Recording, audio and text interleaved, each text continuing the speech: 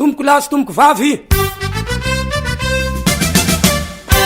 Ny tean'ny hevitra amin'izay fahalalako an'izay amiko manokana tokony hoe atao maro be mizarazara zany le rano dia mila atao betsaka le tuyau dia mba misy isaky ny tokantrano zany le rano mba tsy hijalin'le vahoaka na dia hoe andohavana rofan'isam-bolana izy mba tsy mampaninona. Eo mijery ihany koa raha ohatra zao misy poteray ry tokony mba poteray zany mazaka jiro maromaro misampatsapana dia ohatr'izay hatrany mety dia mampijaly vahoaka izay fa izay no vahaolana hitako mba arosona antsika.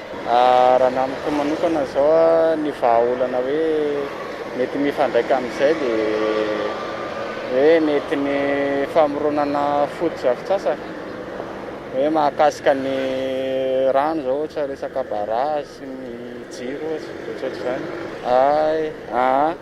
Raha ohatra zao raha mahakasika ny jiro zao dia izay tenenina izay mihitsy hoe mila hatsarana ny poto ny olana koa zany matetika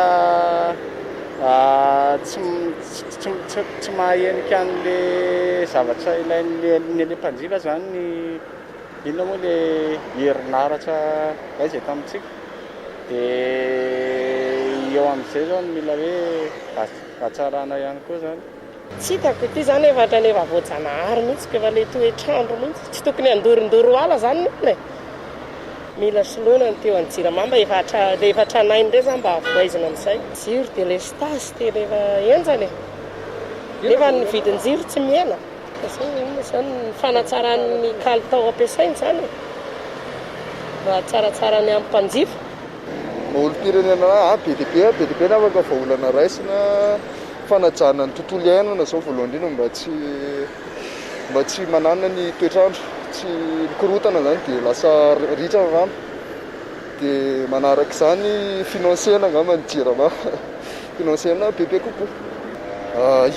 Tena reny mihitsy ary ny important be amin'le resaka sécurité ohatra ny mody ariva ianao dia maizina be ny na hoe resaka tuyau zao izay mety tsy haiko na hoe izay koa ny olana ny amin'izao hoe tsy mampatonga ny rano mety resaka fahasimbahana.